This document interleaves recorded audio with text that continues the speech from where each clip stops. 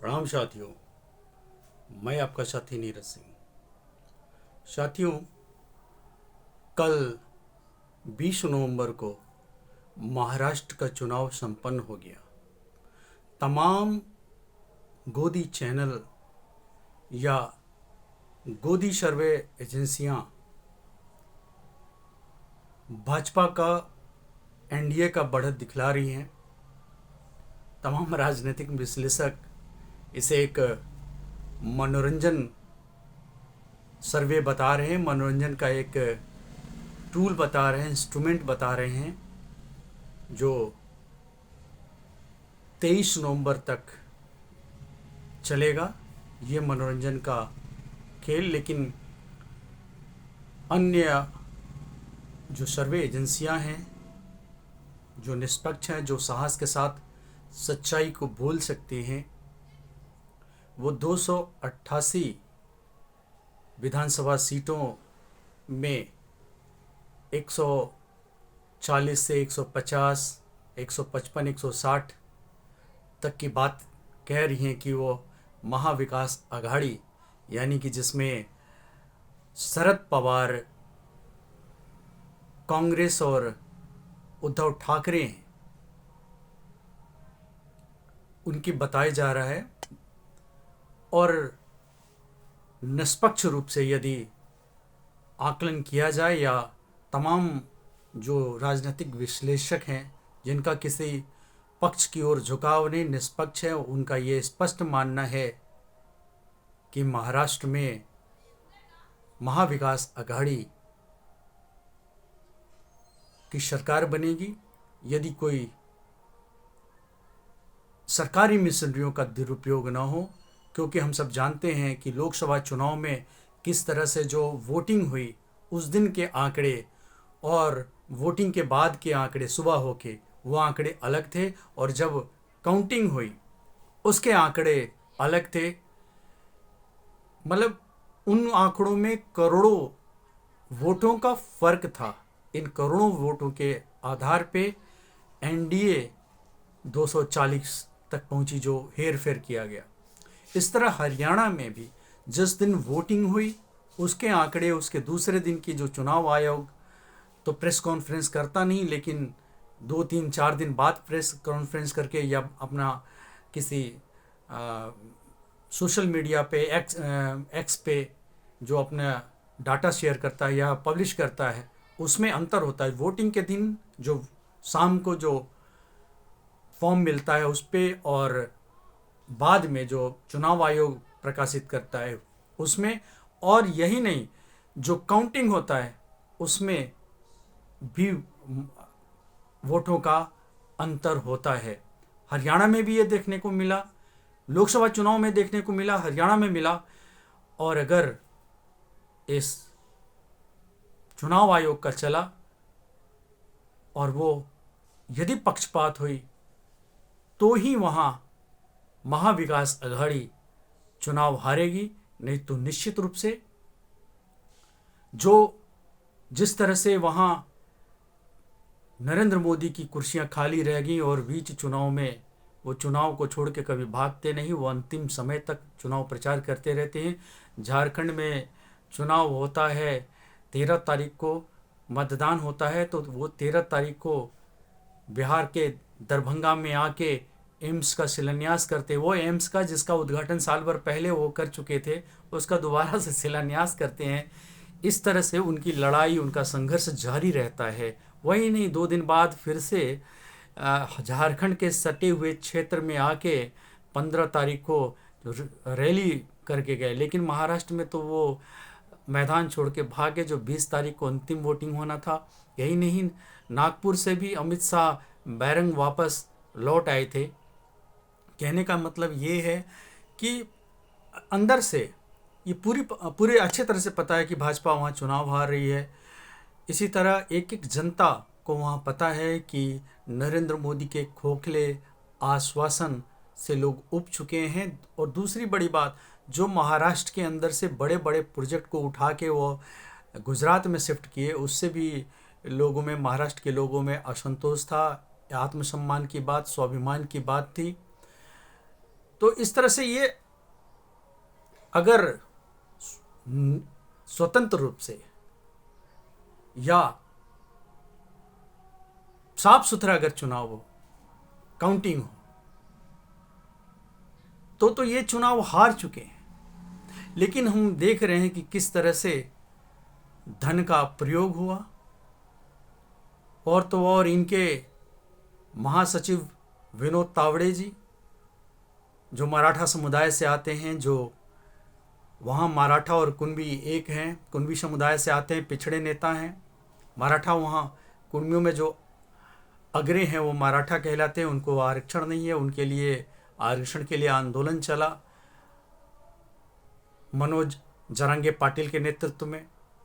तो विनोद तावड़े जैसे पिछड़े नेता वो एक बार एक्सपोज हुए। ऐसा तो आरोप है उनका शिवसेना के संजय राउत का कि वो उनको फंसाया गया, भाजपा जानबूझ के फंसाई उनको।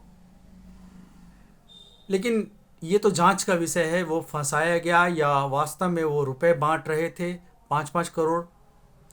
और तमाम जो अशोक वानखेड़े हैं वो तो पहले ही बता चुके कि कंटेनर से भर के 3400 करोड़ रुपए आए लोगों को बांटने के लिए, कंटेनर में भर भर के। उन्होंने आरोप लगाया, उन पे कोई मानहानि का दावा नहीं करता है, भाजपा की तरफ से आया ये। उन्होंने खुल के कहा, ये अडानी सेठ ने कहा, गोदी सेठ ने दिया संभवतः।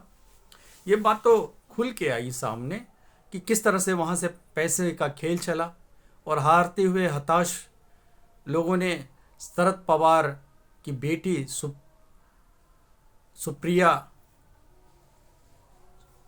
जी पर किस तरह से आरोप लगाया, एआई के द्वारा आवाज़ को किस तरह से उनके आवाज़ में निकाल के कि चुनाव में बिटकॉइन का उन्होंने उपयोग किया। हालांकि बाद में आज तक ने इसका खंडन किया कि ये एआई से जनरेटेड ये आवाज़ है, ऑडियो क्लिप ये जारी की गई थी। तो इस तरह के हथकंडे अपना रहे हैं। और उनके सुधांशु जो त्रिपाठी हैं, उन्होंने तो इस पर बहुत ही ओछी और हल्के स्तर से बात किया। बाद में सुप्रिया सुले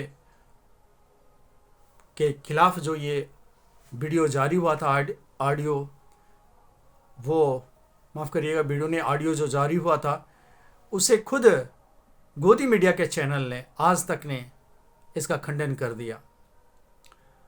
तो ये सारी हताशा में, बौखलाहट में इस तरह की उलझुल बातें बक रहे हैं। एक तरफ वो खुद पैसे बांट रहे हैं, दूसरे तरफ वो खुद विपक्षी पर आरोप लगा रहे हैं किस तरह से धन का दुरुपयोग हो रहा है।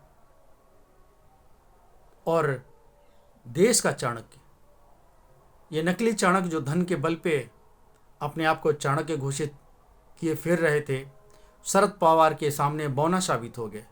शरद पवार देश में 2 नेता हैं जिन्होंने मोदी के रथ को रोका है और 240 पे ला के सिमेट दिया। अब से 4-5 साल पहले, 3-4 साल पहले मोदी को अजय बताया जा रहा था, और तमाम लोग कह रहे थे कि वो 3 बार नहीं, वो तो अगली बार 29 में भी जीतेंगे और उसके अगली बार भी जीतेंगे, और देवों के देव उनको घोषित किया गया। और उनके विरोध में जब कोई भी बात करता था, राष्ट्रहित की बात करता था, देश हित की बात करता था, तो उन्हें देश का गद्दार ठहरा दिया जाता था। लेकिन सैल्यूट करना पड़ेगा शरद पवार जी को कि उन्होंने महाराष्ट्र में इस तरह से ब्रेक लगाया और उनकी बनती हुई सरकार को रोक के उद्धव ठाकरे के नेतृत्व में प्रदेश की सरकार बनाया। और किस तरह से ड्रामा हुए, रातों रात किस तरह से शपथ दिलाया गया। वहाँ के जो राज्यपाल थे उन्होंने किस तरह से एकदम से निचले स्तर पे आके खिंचालेदर किया। लोकतंत्र का मामला कोर्ट में, सुप्रीम कोर्ट में गया और सुप्रीम कोर्ट ने उसे गलत ठहराया। बाद में वहाँ के राज्यपाल हटे। कैसे उन्होंने शिवाजी पे, वो राज्यपाल शिवाजी पे टिप्पणी किया, कैसे ज्योतिबा फुले पे टिप्पणी किया, ये सब किसी से छिपा नहीं है। सबको वो अपमानजनक लगा और ऐसा लगा कि शरद पवार जो 84 साल की उम्र में संघर्ष कर रहे थे, उनको ऐसा लगा जनता को कि वहाँ की जनता शरद पवार को सता रही है, भारतीय जनता पार्टी एक बार और कि वो अजित पवार के बारे में चक्की फिशिंग एंड फिशिंग की बात करते थे। नरेंद्र मोदी खुद जाके भ्रष्टाचारी बताया, 70,000 करोड़ के घोटाले का, सिंचाई घोटाले का आरोपी बताया, और फिर बाद में उन्हें प्रदेश का खजाना वित्त मंत्री तक बना दिया, उप मंत्री के साथ साथ वित्त मंत्री तक। जिसको भ्रष्टाचारी बताया उसी को महाराष्ट्र का खजाना थमा दिया। ऐसे ये बिल्कुल देश के द्रोही लोग हैं ये, इनका देश से कोई लेना देना नहीं। यदि कोई भ्रष्टाचारी था इनके नज़र में तो उससे ये समझौता क्यों किया इन्होंने? सिर्फ सत्ता के लिए, और सत्ता में आने के बाद भ्रष्टाचार के सारे आरोप समाप्त हो गए। ऐसा ही हेमंत बिश्व शर्मा के साथ हुआ और तमाम दूसरे लोगों के साथ हुआ। अभी एक गहलोत साहब जो परिवहन मंत्री आम आदमी पार्टी के हुआ करते थे दिल्ली में, उन्होंने भी त्याग पत्र दिया आम आदमी पार्टी से। ईडी सीबीआई पहले लगी थी, उसके बाद उन्होंने भाजपा ज्वाइन कर लिया, और इस तरह से उनके पाप, उनके दाग, उनके भ्रष्टाचार सब धुल गए भाजपा भारतीय जनता पार्टी में शामिल होने से। तो देश की जनता इनसे उब चुकी है, और देश के में दो चतुर, कुशल, एक चाणक्य जिन्हें कहा जा सकता है सही मायने में, या तो शरद पवार महाराष्ट्र में या बिहार में नीतीश कुमार। इन दोनों की वजह से, अगर नीतीश कुमार का पहल नहीं हुआ होता, इंडिया गठबंधन नहीं बनी होती, तो ये सिमट के 240 पे नहीं आते। दूसरी ओर यदि शरद पवार महाराष्ट्र में ब्रेक नहीं लगाते तो विपक्षी पार्टियों में यह हौसला नहीं आता कि हाँ वो भी कुछ कर सकते हैं। शरद पवार जी इस उम्र में न सिर्फ संघर्ष कर रहे हैं बल्कि विपक्षी दलों में एक जान डाल दिया, और 84 साल की उम्र में ऐसा बताया जा रहा है कि सबसे अच्छा स्ट्राइक रेट उनकी पार्टी राष्ट्रवादी कांग्रेस पार्टी शरद पवार गुट का यूं होने वाला है। कम सीटों पे लड़के, सबसे कम सीट पे ये लड़ रहे हैं, लेकिन सबसे अच्छे स्ट्राइक रेट इनका रहेगा, बनेगा। और निश्चित ही गोदी मीडिया के सर्वे से अलग महाविकास आघाड़ी यानी कि शरद पवार, उद्धव ठाकरे और कांग्रेस पार्टी की गठबंधन, जो प्रमुख दल है गठबंधन में, और भी संभवतः हैं और भी लोग, वो इसलिए भी कहा जा रहा है क्योंकि वहाँ अपने मराठा और कुणबी और मराठा दोनों एक ही है। कुणबी ओबीसी में आते हैं और उन्हीं से जो आगे जो बढ़ गई, ऐसा बताया जा रहा है। जो शिवाजी के समय में जो कुणबियों की उपजातियाँ शिवाजी के सेना में शामिल हुई और तरक्की की, वो मराठा हो गए, फॉरवर्ड हो गए, ऐसा वहाँ के लोगों का कहना है। और वहाँ मराठा आरक्षण के लिए आंदोलन भी चला और मनोज जारंगे पाटिल के नेतृत्व में ये आंदोलन हुआ और उन्होंने शरद पवार को समर्थन दिया। इसलिए मराठाओं का झुकाव, जो कि अपने आप में 32% है, तो वो प्लस दलित जो 13% के करीब में है, 45% का वोट बैंक तो इनका अपने आप में है। जब कोई 45% वोट बैंक जिनके पास हो, तो दूसरे और कम आबादी वाली जातियां जो इनसे उभी हुई हैं, इनके झूठे वादों से उभी हुई हैं, जिनके अकाउंट में 15 लाख नहीं गया, जिनके गैस के दाम बढ़ गए, जिनके राशन के दाम बढ़ गए। राशन तो ये फ्री में देने की बात करते हैं, लेकिन उतने राशन से होता कुछ नहीं है। चावल और संभवतः दाल थोड़ा देते हैं, लेकिन राशन में तो और भी चीज़ें आती हैं, सब्जियां आती हैं और तमाम तरह के अनाज आते हैं। कपड़े महंगे हो गए, तमाम चीज़ महंगी हो गई, बेतहासा दाम बढ़ा है महंगाई का। दूसरा, जीएसटी के द्वारा बहुत सारे छोटे छोटे लघु उद्योग, कुटीर उद्योग थे, वो मर गए, ख़त्म हो रहे हैं। 18% बड़े कंपनियों के तुलना में कोई छोटे व्यापारी खड़ा नहीं हो सकते 18% टैक्स देके, जीएसटी देके। तो ये सब सारी बातों के वजह से वहाँ की जनता परेशान है। और इनके जो नारे थे, बटोगे तो कटोगे, ये दरअसल जो पिछड़े जाति के लोग हैं, दलित हैं, आदिवासी हैं, उनके आबादी के हिसाब से जब अधिकार मांगने की बात वो करने लगे तो उनके अधिकार को दबाने के लिए ये नारा लगाने लगे, बटोगे तो कटोगे, एक होगे तो सेफ हो, एक हैं तो सेफ हैं। देश एक है, देश अपने अधिकार को मांग रहा है, जिस पे आप कुंडली मार के बैठे हुए हैं। आप तो स्टेब्लिश हो गए, सारे तरह की सुविधाओं को आप भोग कर रहे हैं, हजारों रुपए के मशरूम खा रहे हैं, 1000 करोड़ के प्लेन से आप उड़ रहे हैं, आपके सुरक्षा में सैकड़ों सुरक्षा कर्मी खड़े हैं, अंगरक्षक खड़े हैं दिन रात।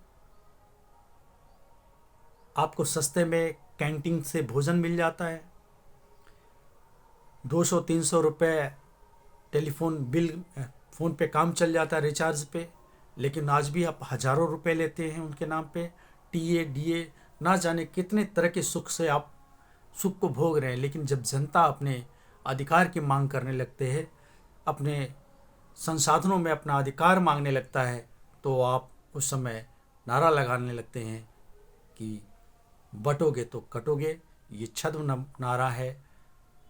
एक हैं तो सेफ है, ये छद्म है। उनके अधिकारों को आप देना नहीं चाहते, ये जनता जान चुकी है, इसलिए नारा भी नहीं चला। और 23 नवंबर के बाद निश्चित ही इस देश का, जब झारखंड और महाराष्ट्र की जो राजनीति बदलेगी, तो इसके साथ साथ देश का भी राजनीति बदलेगी। इसकी पूरी संभावना है। धन्यवाद।